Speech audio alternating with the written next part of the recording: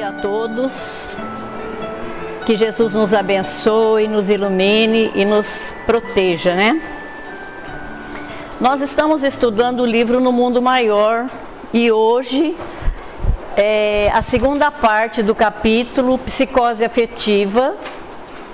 É um livro psicografado por Francisco Cândido Xavier, através do espírito de André Luiz. Nós já estudamos em capítulos anteriores sobre a psicose, né? Quem não entendeu direito lá, volta lá nos capítulos. O capítulo 12 explicou bastante coisas, né? Então a gente quiser voltar para entender o capítulo, essa fase da psicose é muito legal lá. Então, o que é a psicose? A psicose, ela é um transtorno, quer dizer, uma confusão mental que faz com que a pessoa perceba ou interprete as coisas de maneira diferente das pessoas que convivem com ela. Então, essa psicose, ela se manifesta através de alucinações e também de delírios.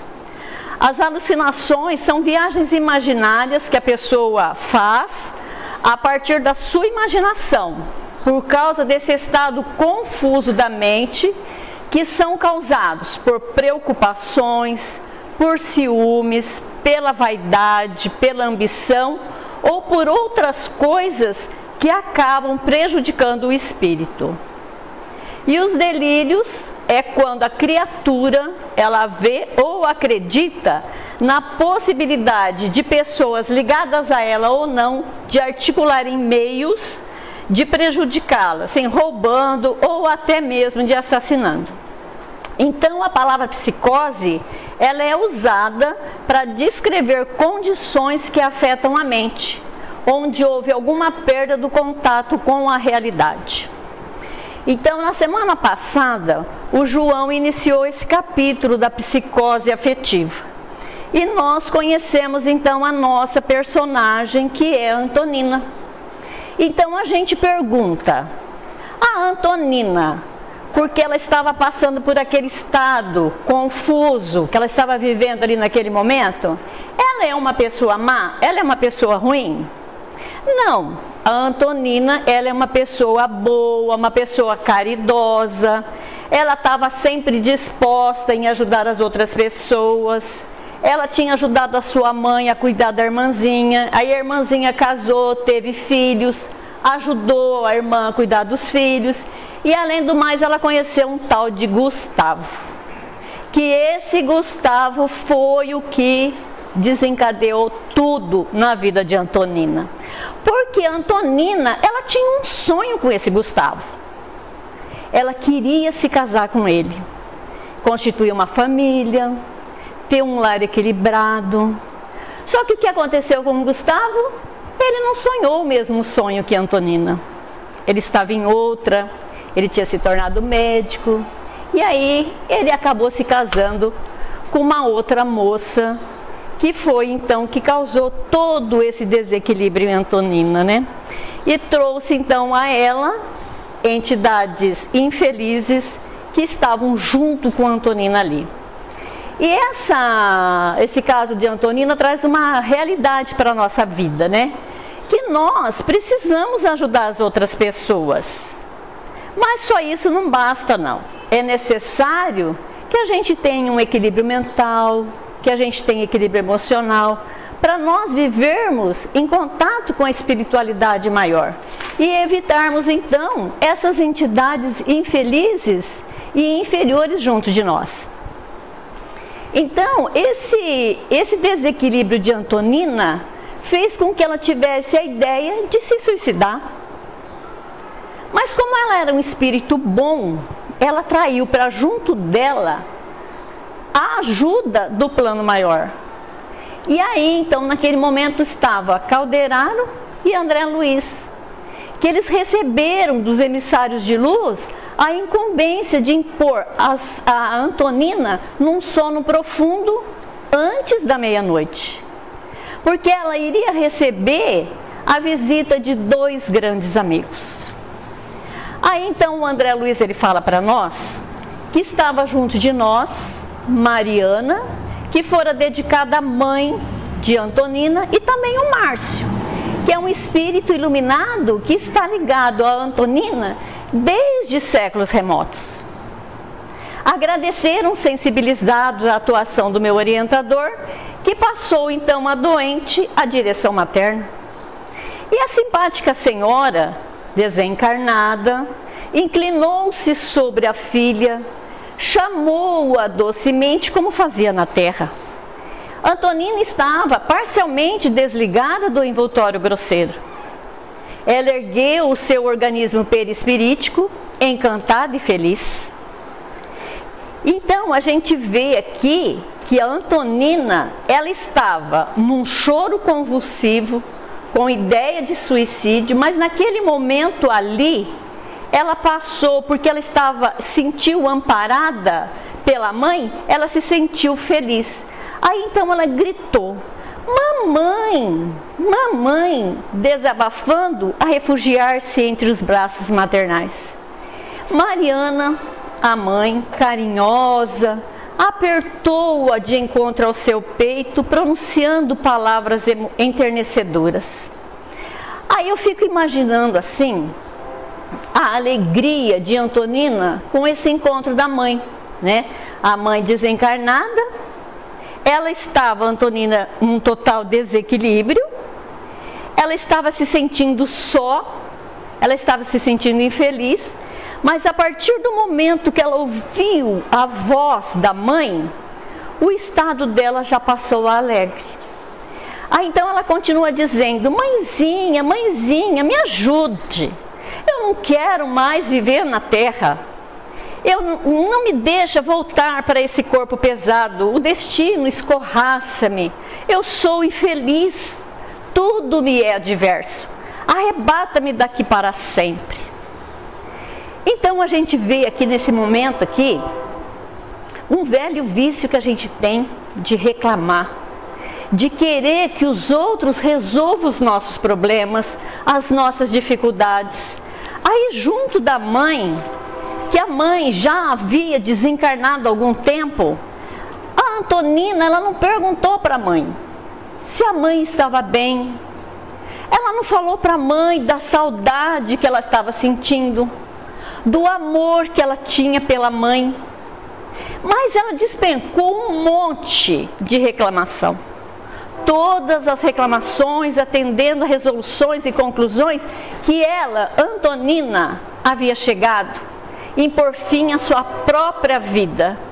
Como seria o melhor para resolver as suas dificuldades, que era através do suicídio.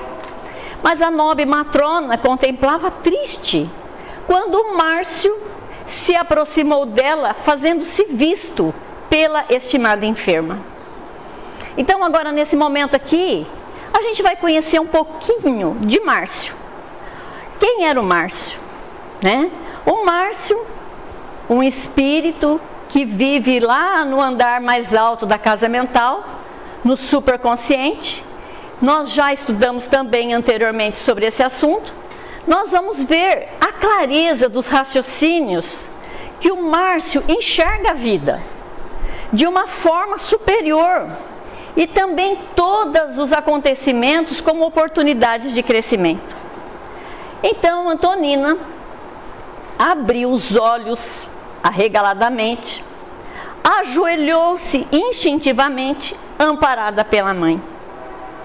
Eu imagino aqui que ela achou que era um santo, né? Dependendo da religião que ela frequenta, né? Que ela tinha dentro dela, ela olhou para o Márcio e viu o Márcio como um santo na frente dela.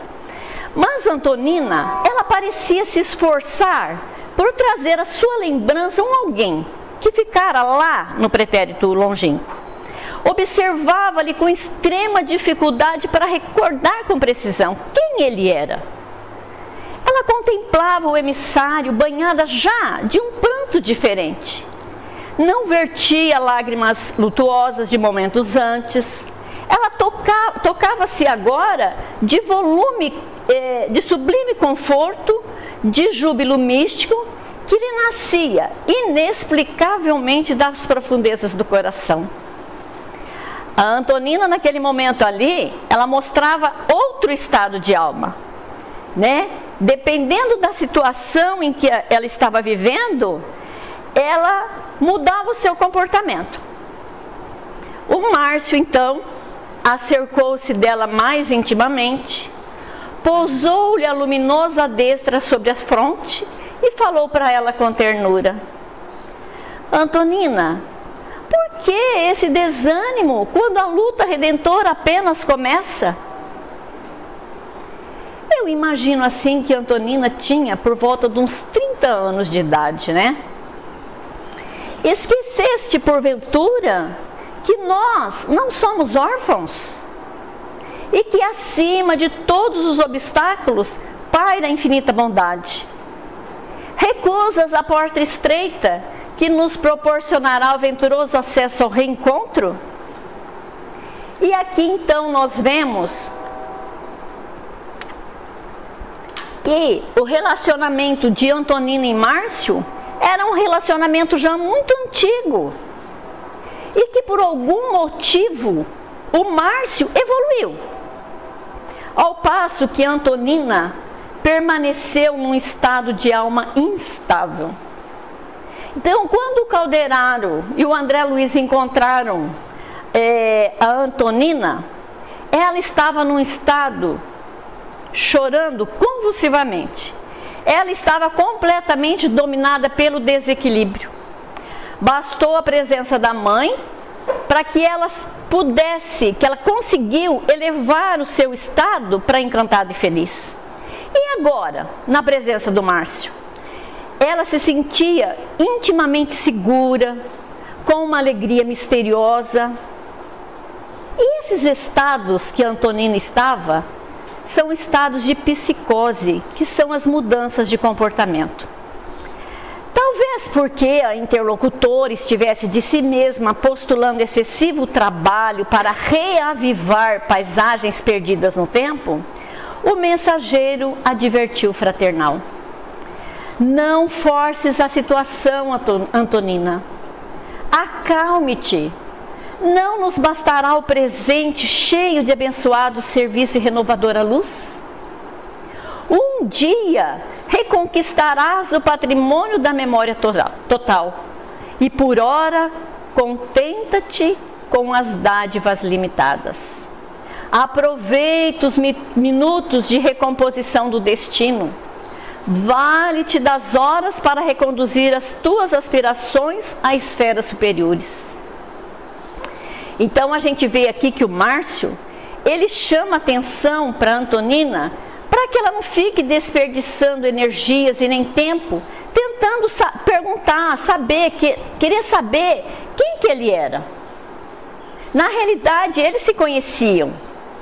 E por isso, aqueles pensamentos dela não traria benefício nenhum naquele momento. E que aquela hora ali era a hora dela consertar o seu destino, harmonizar o seu mundo íntimo, voltar-se para Deus, porque aquelas atitudes e aqueles pensamentos que ela estava tendo só estava trazendo a ela espíritos infelizes para junto dela. Aí Márcio continua falando para ela assim: olha, quais são os motivos que te sugerem esse crime, que é o de provocar a sua própria morte? Quais são as razões que te conduzem os passos na direção do precipício tenebroso? A tua mãe e eu sentimos de longe o perigo e nós aqui estamos para te ajudar.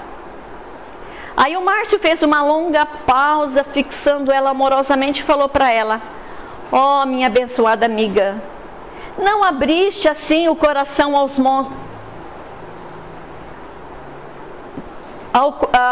Eu vou voltar, Jeffrey, depois você corta.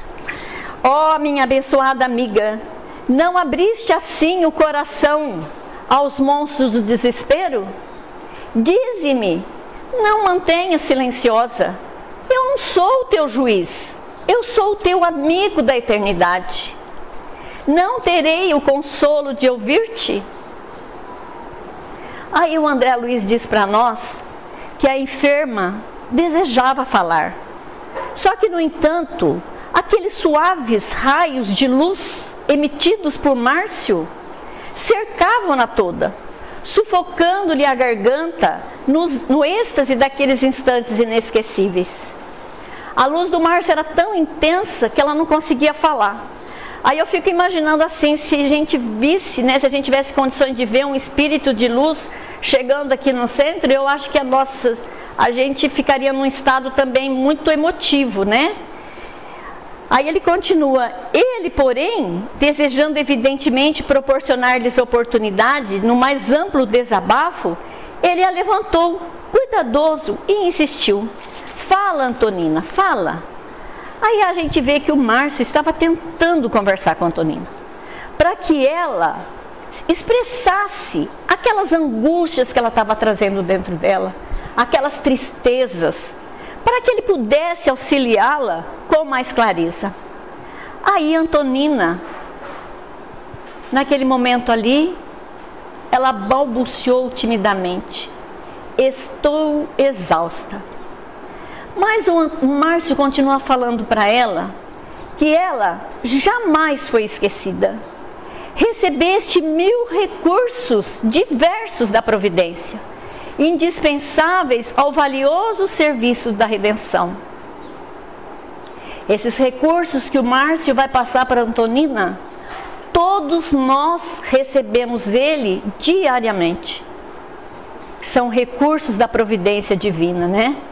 Que é o nosso corpo perfeito, o nosso corpo terreno, que são as bênçãos do sol, as oportunidades de trabalho, as maravilhas da natureza, os laços afetivos, as próprias dores da experiência humana, são inestimáveis dons do divino suprimento?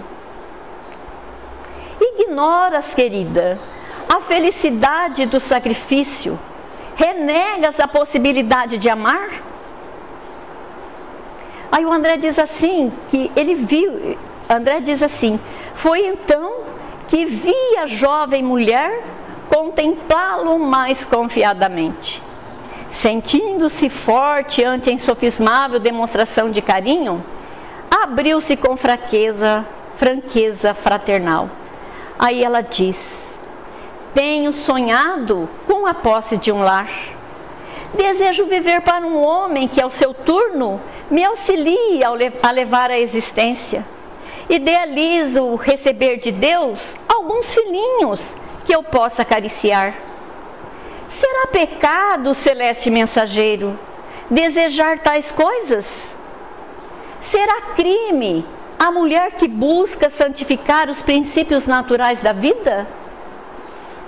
Depois de trabalhar muitos anos a fio pela felicidade dos que me são caros, noto que o destino me escarnece de minhas esperanças.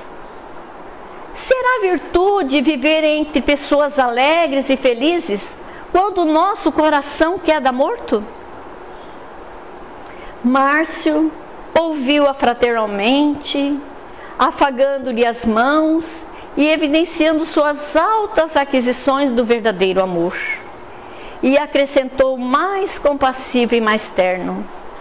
Ah, minha abnegada amiga, não permitas que as sombras de algumas horas te encubra a luz dos séculos por vindouros. É possível, Antonina, que sintas tão lamentavelmente só quando o Supremo Senhor te concedeu o sublime lar do mundo inteiro? A humanidade é a nossa família. Os filhinhos da dor nos pertencem. Reconheço que transitórias humilhações no sentimento te laceram a alma. Que desejarias arrimar-te a um carinhoso braço de um companheiro digno e fiel. Só que, no entanto, minha querida, é da vontade superior que recebas, por enquanto, as vantagens que podem ser encontradas na solidão. Ah, eu pensei assim, ai, que dó dela, né? Mas nós vemos aqui, temos várias amigas, várias pessoas conhecidas, né? Que elas não tiveram filhos, mas que elas arrumaram, ajeitaram outras tarefas, não para substituir, mas para se sentir mais amparada, né? Se há períodos de florescimento nos vales humanos, dentro dos quais nos inebriamos à plena primavera da natureza, existências se verificam aparentemente isoladas e desditosas nas culminâncias da meditação e da renúncia, a cuja luz nos preparamos para novas jornadas santificadoras. Não suponhas que a fatal passagem do sepulcro nos abra a porta à liberdade. Segue-nos a lei a toda parte, e o Supremo Senhor se exerce a infinita compaixão. Não despreza a justiça inquebrantável. Dá-nos invariavelmente a eterna sabedoria, o lugar onde possamos ser mais úteis e mais felizes. Então aqui a gente vê que o Márcio está explicando para a Antonina dos impedimentos, dos problemas que envolvem tudo isso daí. E que foram escolhas dela lá no mundo espiritual. E que justamente para ela conseguir se elevar o seu espírito, ela está aqui para aprender, para renunciar à própria vida em prol de outras pessoas. Aí então Márcio fala para ela também que morrendo ou que se suicidando não vai ajudá-la, né? Que não vai livrar ela dessa vida infeliz que ela está vivendo. E que na realidade, se ela se suicidar, tudo vai piorar. E que somente através do entendimento e vivendo o que ela programou e planejou lá no mundo espiritual, ela vai sair dessa existência agora vitoriosa e feliz. Aí o Márcio continua falando para ela: declara-te deserdada e infeliz. No entanto, ainda não recenseaste a possibilidade sublime que te rodeiam. Dize-te incapacitada de abraçar os pequeninos de Deus. Mas por que tamanho exclusivismo aos rebentos consanguíneos? Não enxergaste até hoje as crianças abandonadas? Nunca viste os filhinhos da miséria e da privação? Se não pode ser mães de flores da própria carne, por que motivo não te fazes tutor espiritual dos pequeninos necessitados e sofredores? Acreditas, Antonina, que possamos ser absolutamente felizes escutando gemidos à própria porta? Haverá perfeita alegria num coração que pulsa ao lado de um coro de lágrimas? Quantas lições o Márcio traz para nós meditarmos, né? Ele explica para nós assim que se nós não tivermos um filho, nós podemos ir, por exemplo, numa escola, numa creche, numa instituição e olhar uma criança e cuidar dessa criança dando um material escolar, um uniforme, uma roupa, né? Para que a gente possa substituir essa criança, o nosso filho, olhando para essa criança, né? A gente pode fazer isso daí. É verdadeira infelicidade acreditar-se alguém favorecido dos céus, como se o Pai compassivo e sábio não passasse de frágil e parcial ditador? Sacode a consciência adormecida. Lembra-te que o Todo-Poderoso não se adstringe ao nosso particularismo de criaturas falíveis. E não esqueças de que nos pesa perante a universalidade dele inalienáveis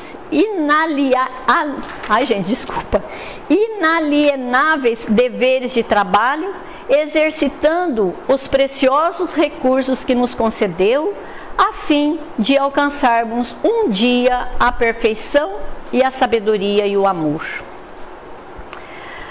Aí, nesse encerramento desse capítulo, dessa parte aqui, eu penso assim, que eu sou igual a Antonina.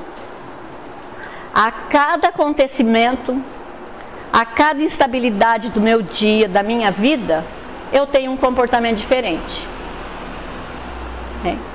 E esses conselhos que o Márcio está passando, ele serve para a gente analisar. E que cada um de nós possamos entender esses exemplos, colocá-los em prática na nossa vida, não deixá-los no esquecimento.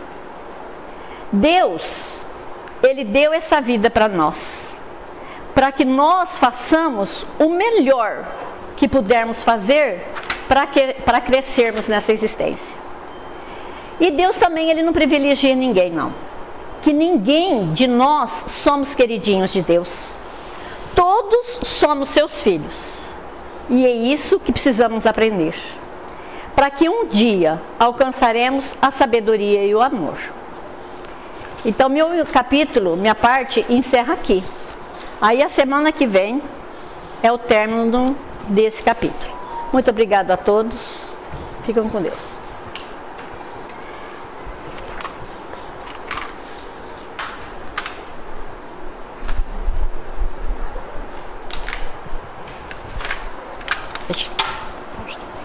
Deixa eu aqui em cima. Ai, sentei. Esqueci.